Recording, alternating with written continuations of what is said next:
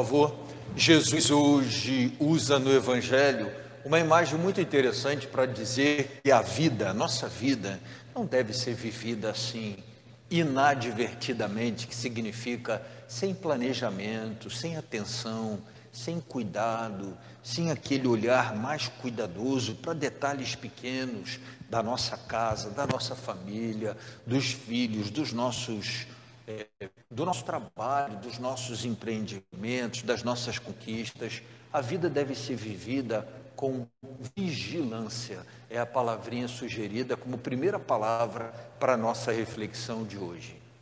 Jesus diz, olha, se o dono da casa soubesse a hora que o ladrão ia chegar, ele ia estar preparado, armado até os dentes, com armadilhas em torno de tudo, para que ele não fosse abordado, surpreendido pelo ladrão. E Jesus diz que a gente deve, portanto, estar diante da vida não como quem espera alguma coisa que venha e nos surpreenda, e nos puxe o tapete, mas a gente deve estar um pouco mais atento, vigilante diante da vida. Não é como diz a nossa música, né? Deixa a vida me levar. Não é assim que as coisas devem ser conduzidas, mas sobre uma outra perspectiva. A gente planeja, a gente organiza, a gente pensa, calcula, né? A gente põe e Deus dispõe. Pode ser que às vezes as coisas não sejam exatamente como a gente planejou, mas nada planejar é se esforçar para tudo dar errado. Quando a gente planeja alguma coisa, quando a gente põe alguma coisa, mesmo quando não sai exatamente como a gente pensou, mas também não vai sair tão distante daquilo que a gente pensou, se a gente fez isso com cuidado e com atenção. Eu acho que essa é a primeira coisa. Eu penso que hoje seja uma boa nova para o nosso tempo, sobretudo para os mais jovens, né?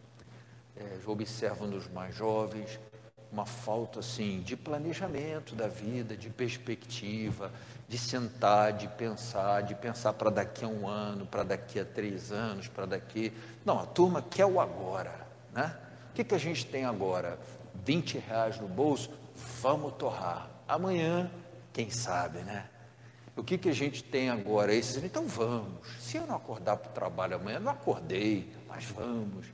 Então, é um exemplo extremo, né? Mas de uma ausência de planejamento. Precisamos de um pouco de planejamento e de vigilância, atenção, às vezes a pequenos detalhes, né? Aquelas ferramentazinhas que parecem não ter muito sentido, né? Mas que antigamente tinham muito sentido.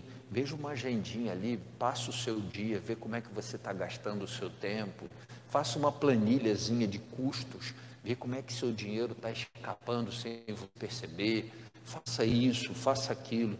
Parecia uma coisa assim muito, né, boba. Não é boba.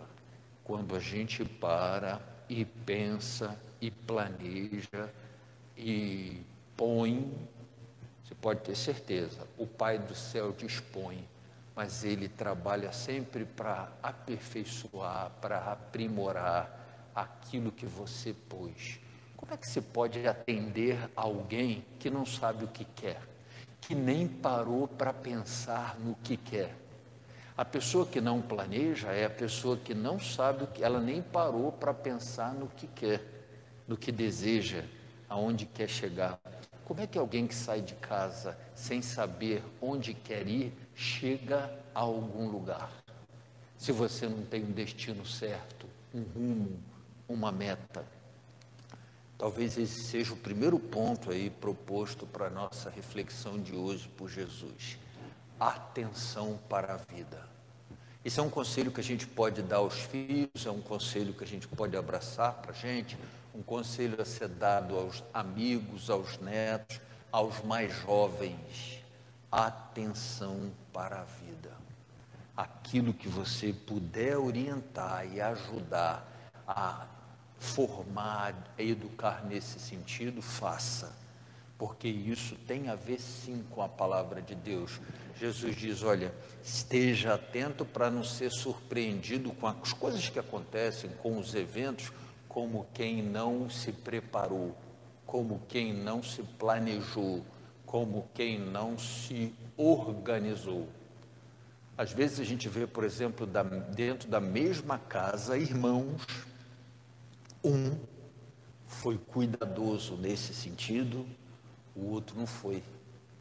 E aí mais à frente a gente observa dois caminhos bem diferentes no que diz respeito àquilo que se pôde andar, aquilo que se pôde conquistar, pelo objetivo que sempre se perseguiu, pelo que se pôs, né? E Deus depois dispôs. Mas como dispor do preguiçoso? O que você vai dispor do preguiçoso se ele nem pôs nada?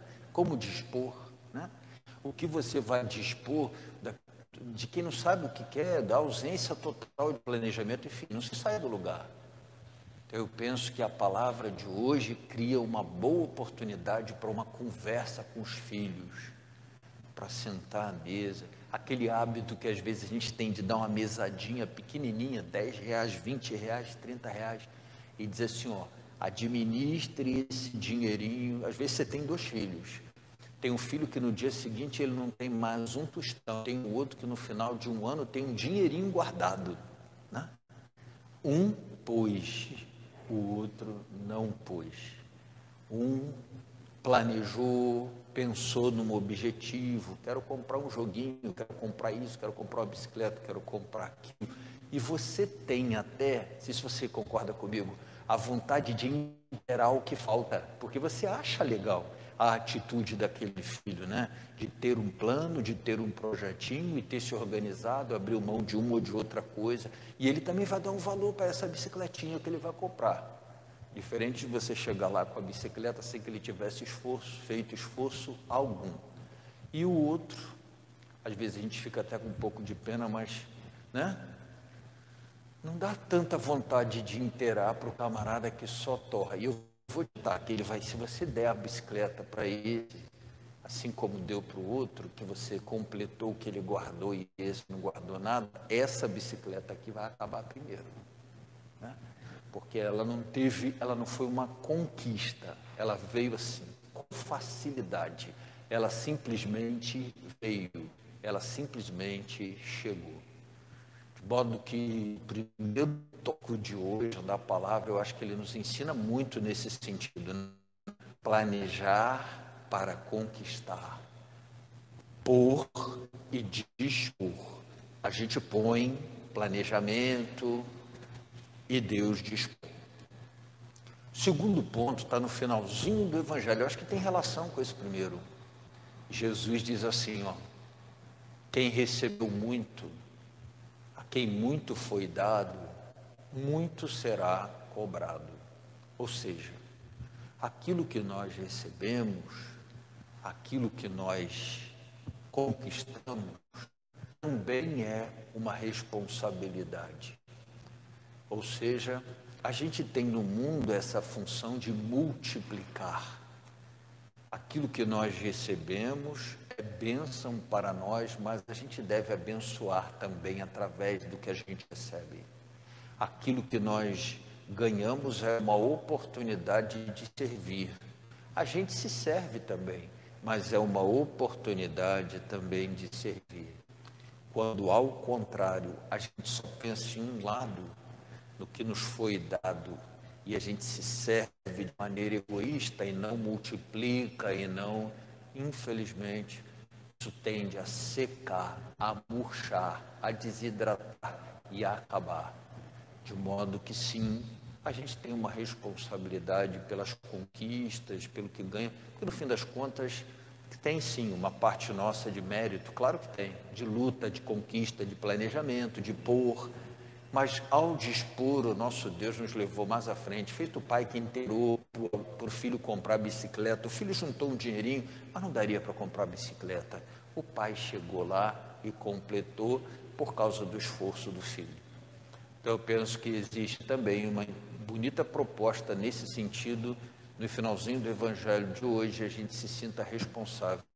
Recebeu, multiplique.